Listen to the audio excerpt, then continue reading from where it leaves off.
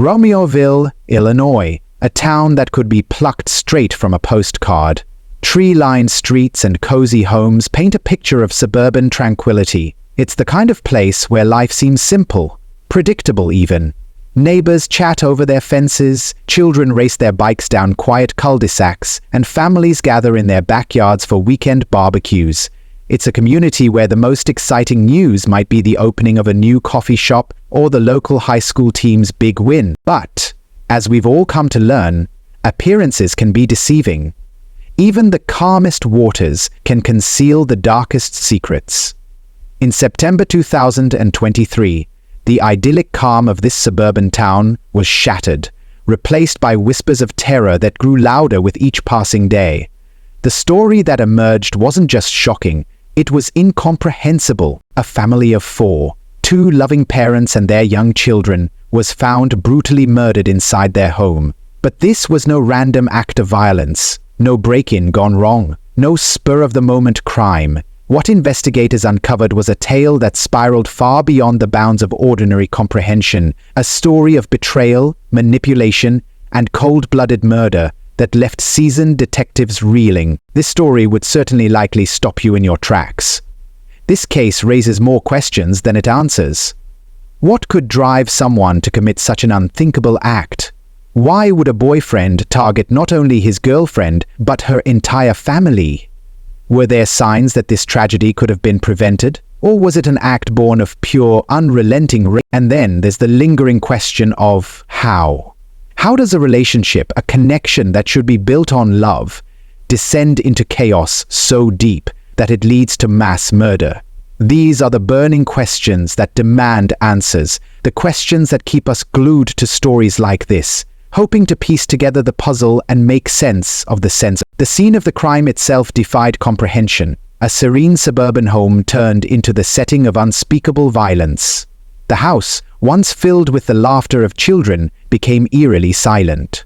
On that fateful day, officers responding to a welfare check crossed the threshold of a scene that would haunt them forever. Inside, they found the lifeless bodies of 2 parents, their 2 sons, and even the family's 3 dogs.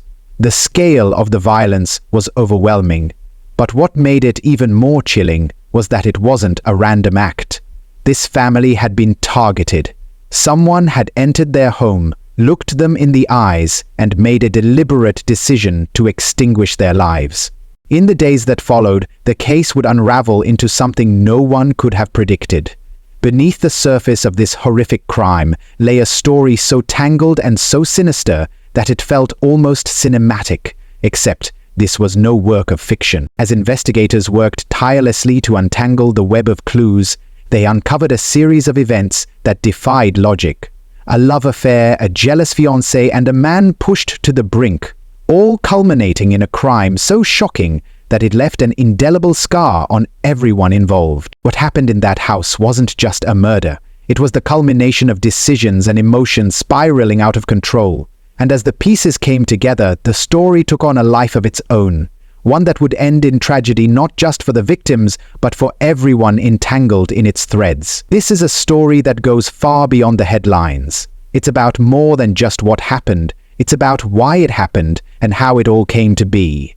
To understand this tragedy, we'll need to journey through a labyrinth of lies, jealousy, and devastating consequences. Stay with me as we unravel the chilling events that led to this unthinkable crime, because once you hear this story, you'll never look at the quiet streets of a suburban town the same way again. Zoraida Bartolome and Alberto Rolón were the kind of people who made you believe in the beauty of a simple, family-centered life. To their neighbors and friends in Romeoville, they were more than just a couple raising 2 boys. They were a symbol of love, resilience, and togetherness. Zoraida was a woman of many roles. At work, she was a dedicated professional, someone her colleagues respected for her sharp mind and unwavering work ethic. But as soon as she stepped through the door of her home, the engineer's precision gave way to the warmth of a devoted mother. Adriel and Diego, her young sons, were her world. Whether it was packing their school lunches, helping them with homework, or cheering them on during their soccer games, Zoraida poured herself into her family with unmatched devotion. Alberto, her husband, was her rock. Quietly supportive, he complemented her vibrant energy with a steady, calming presence. He was the dad who never missed a moment, teaching the boys how to ride their bikes, setting up their backyard pool in the summer, or patiently guiding their hands as they tackled a particularly tricky Lego project. His love for his family was evident in everything he did. The Rolón Bartolomé household was a bustling one. The boys filled it with their boundless energy, and the family's 3 dogs only added to the chaos in the most delightful way.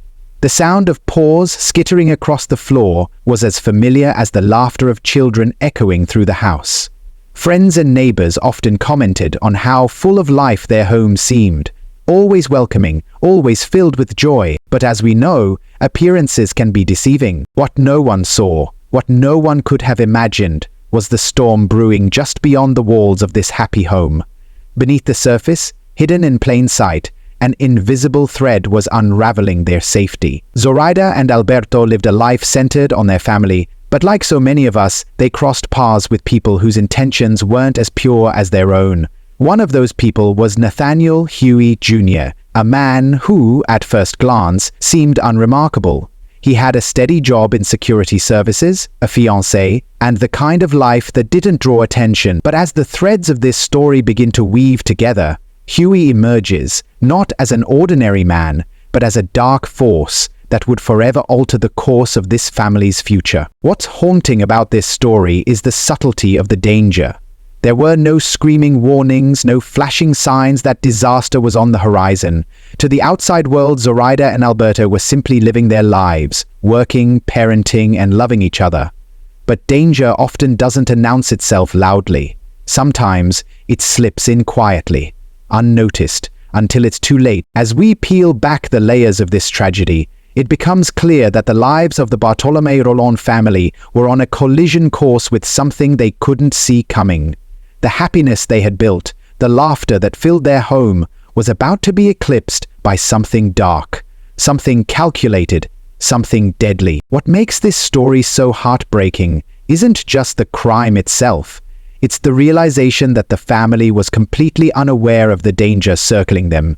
They couldn't have known that their paths had crossed with someone who would bring destruction into their lives. They couldn't have imagined that, in a town where safety seemed like a given, their family would become the center of a case that would shake an entire community to its core. The stage was set, the players unknowingly positioned, and at the center of it all was a man they barely knew, Nathaniel Huey Jr. As we move deeper into this story, the details become more chilling, the motives more twisted, and the consequences more devastating. What brought Nathaniel Huey into their lives?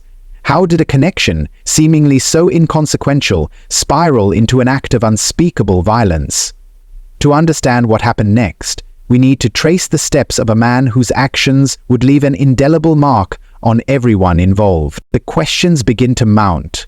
Was Huey acting alone, or was there someone else pulling the strings? How did this seemingly ordinary man cross the threshold into such darkness? And most importantly, could this tragedy have been stopped? These questions will guide us as we unravel the web of manipulation, betrayal, and devastation that ensnared the Bartolomé Rolón family. What began as a story about a loving family in a quiet town is about to take a turn that no one could have anticipated. Stay with me as we uncover the chilling events that brought their lives to a tragic and unimaginable end. Huey wasn't an outsider to the idea of responsibility or discipline. At 31 years old, he worked in security services, a field that demanded vigilance and professionalism. He had the appearance of a man leading a structured, if unremarkable, life.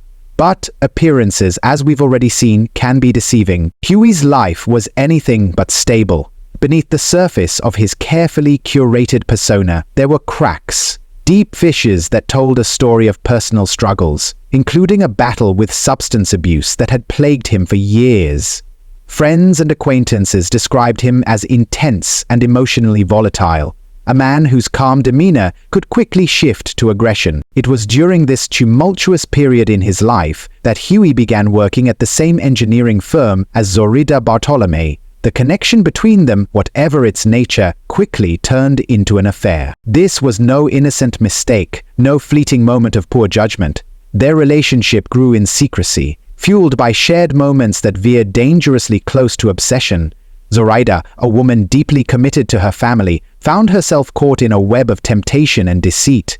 Huey, meanwhile, became increasingly fixated on her, his emotions intensifying in a way that hinted at a darkness few could have predicted. What Zoraida might not have realized was that Nathaniel Huey Jr. wasn't navigating his life alone. He had a partner, one who had been by his side for years and who knew him better than anyone else. Ermelinda Palomo was 50 years old, nearly 2 decades Huey's senior, and she wasn't just his fiancée. She was his confidant, his enabler, and, as it would later become clear, his co-conspirator. Palomo was a woman described by those who knew her as controlling and resourceful. She had a sharp mind and an even sharper temper. And her relationship with Huey was far from conventional. When Palomo discovered the affair, the betrayal cut deep. She wasn't just angry, she was humiliated. But instead of confronting Huey and walking away, as many might have done, she chose a different path. Palomo wasn't interested in ending the relationship or even in punishing Huey for his infidelity. No, her anger was directed squarely at Zoraida. In Palomo's mind, Zoraida wasn't just a woman who had come between her and Huey. She was a threat, someone who needed to be dealt with. And Palomo didn't just want to hurt Zoraida, she wanted to destroy her completely. Fueled by jealousy and a desire for revenge, Palomo began to devise a plan. But this wasn't a spur-of-the-moment decision. Palomo was calculating, methodical, and disturbingly creative. She didn't just want Zoraida to suffer, she wanted her entire world to crumble. Palomo's strategy was as chilling as it was manipulative. She created fake social media accounts, posing as individuals who were supposedly connected to Zoraida. Through these accounts, she began feeding Huey lies, convincing him that Zoraida and her family were plotting against him, that they posed a threat to his safety and reputation. Huey, already grappling with his own insecurities and emotional instability, fell for the deception. Palomo knew exactly how to push his buttons, playing on his fears and insecurities until he became consumed by the belief that Zoraida and her family were his enemies. The manipulation didn't stop there. Palomo didn't just sit back and let Huey spiral. She actively fueled his descent into darkness. She encouraged his paranoia, stoking the flames of his anger until they burned out of control. What's most terrifying about this part of the story is the cold, calculated nature of Palomo's actions. She wasn't acting out of passion or impulse. She was orchestrating a campaign of psychological warfare. And Huey, whether out of love for Palomo, a twisted sense of loyalty, or his own personal demons, was more than willing to follow her lead. Together, they began to plot what can only be described as a premeditated act of annihilation. Their plan wasn't just about Zoraida. It was about erasing her completely. Her family, her children, her pets. Nothing and no one was to be spared. As their scheme took shape, the signs of their descent into madness became harder to ignore. Huey's behavior grew more erratic, his emotions more volatile. Palomo, meanwhile, maintained an eerie calm, the puppet master pulling the strings. The betrayal that had started as a personal affair had now morphed into something far more sinister. It was no longer just a matter of infidelity, it was a descent into pure, calculated evil. But what was the breaking point? What moment pushed them from planning to execution? And could anyone have stopped them before it was too late? These questions linger as the story takes a darker turn, moving from the shadowy world of deception and manipulation to the chilling reality of premeditated murder. What drove Nathaniel Huey Jr. and Ermelinda Palomo to cross the line from plotting to killing? What starts as a whispered secret between two people grows into something far more sinister. The stage was set, and the wheels of a twisted plot were set in motion. Ermelinda Palomo, the woman who had been Nathaniel Huey Jr.'s fiancée for years, was not one to stand idly by when her emotions were hurt. When she discovered Huey's affair with Zoraida Bartolome, instead of confronting him with fury or betrayal, she took a more insidious approach, one that would not only destroy the woman who had come between them, but also devastate an entire family. Palomo, who had always been described as controlling and calculating, understood how to manipulate Huey. She knew how to play on his insecurities, his fears, and most of all, his deep-seated jealousy. But she didn't stop there. Palomo's scheme was methodical, and she began to weave a dangerous web of lies. She took to the internet, creating fake social media profiles, each carefully crafted to look like members of a drug cartel. Through these fake accounts, Palomo began sending fabricated messages to Huey Jr., convincing him that Zoraida was not just having an affair with him, but that she was secretly plotting against him. These false messages painted a picture of a conspiracy, one that made Huey believe that Zoraida, along with her family, was out to ruin his life. The deeper Palomo dug, the more Huey became consumed by fear and suspicion. His paranoia began to grow, and with it, his dependence on Palomo's assurances that she had everything under control. The more Huey believed that Zoraida was part of this dangerous plot, the more he was drawn into Palomo's plan. This wasn't just about infidelity anymore. It had turned into something darker, something that no longer felt like a personal betrayal, but an act of revenge that Palomo had meticulously orchestrated. And yet, despite the intricate web of lies and manipulation, there was one key element in Palomo's scheme that would require action. A moment that would push Huey Jr. to cross a line from emotional manipulation to something far more extreme. But how far was Huey willing to go? Was it just his insecurities and Palomo's convincing tales that pushed him into this darkness? Or was there something more driving him? A thirst for control, a desire to feel powerful in a world where everything else seemed out of his reach. While Palomo played her role in pushing Huey Jr. deeper into the rabbit hole of lies, she knew that for the plot to be truly effective, it would need to involve direct action. And that action would soon take shape. As we watch the manipulation unfold, it's impossible not to ask, at what point did Huey Jr. cross the line from being a victim of Palomo's web to becoming a willing participant in a deadly plan? Was there ever a turning point, a moment when he could have stopped, walked away, and let the truth come to light? Or was this inevitable from the very start? The answers to these questions are about to come to the forefront as Palomo's plan inches closer to its final, horrifying execution. But the real question remains: how far would they go to make sure that their twisted vision became a terrifying reality? The night of September 16, 2023 began as an ordinary evening in Romoville, Illinois. Families settled into their routines, unaware of the darkness that would soon shatter the town's peaceful facade. Inside the Bartolomei Roland home, Zoradina Bartolomei, her husband Alberto Rolon, and their two sons, Adriel and Diego, likely felt safe within their walls. But safety is a fragile illusion, one that was about to be violently torn apart. Surveillance cameras positioned near the neighborhood provided an unknowing witness to the unfolding horror. Footage later showed Ermelinda Palome's car pulling onto the quiet suburban street. She was the driver, the orchestrator who had spent weeks constructing a tapestry of lies to manipulate Nathaniel Huey Jr. into believing Zoraida was a mortal threat. That night, she drove him to the Bartolomé Rolon residence, her hands tightly gripping the wheel as the weight of their plan loomed large. Huey Jr. stepped out of the vehicle, armed with a gun. Palomo remained in the car, her figure silhouetted against the dim glow of the streetlights. It's chilling to imagine what she might have been thinking in those moments. Did she feel triumph, knowing her plan was about to reach its devastating conclusion? Or was there even a flicker of hesitation as Huey disappeared into the shadows, gun in hand? Inside the home, the family's night was about to be interrupted in the most brutal way. Huey entered the house with purpose. There was no room for hesitation in his mind, no second-guessing the narrative Palomo had woven for him. He moved through the home, encountering Zoraida first.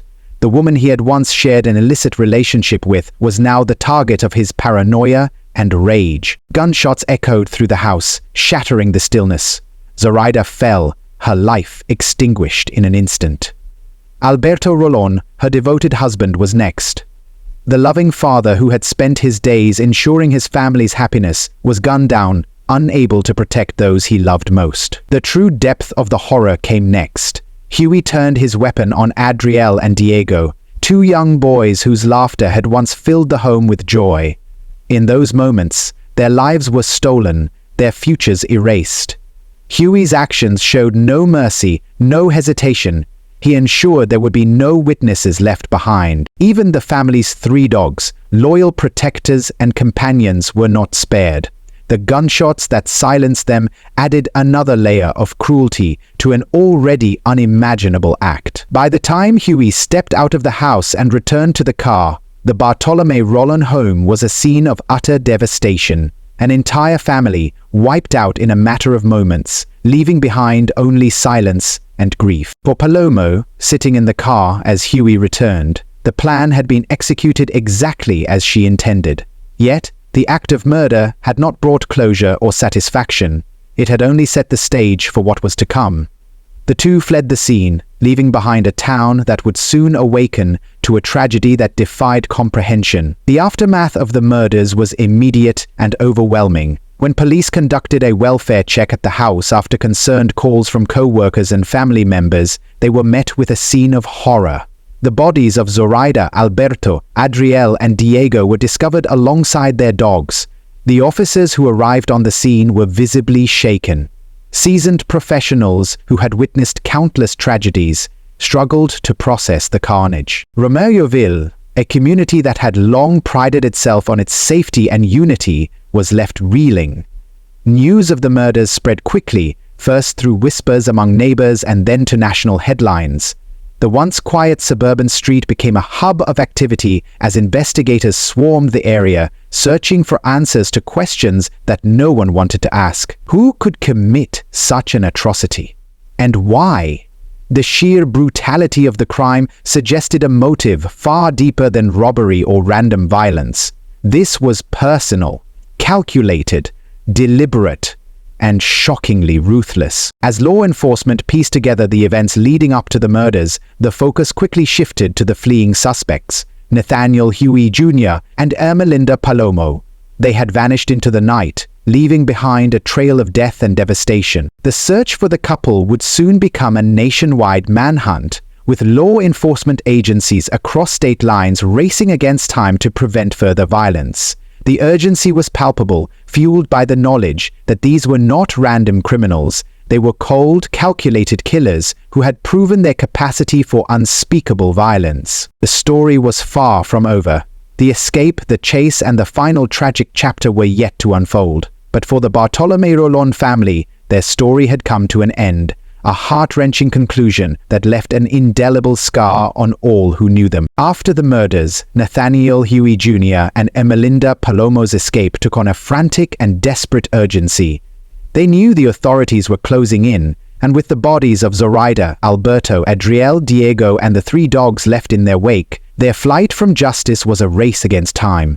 Police across Illinois quickly zeroed in on the couple, piecing together clues from the crime scene, surveillance footage, and witness statements. What emerged was chilling.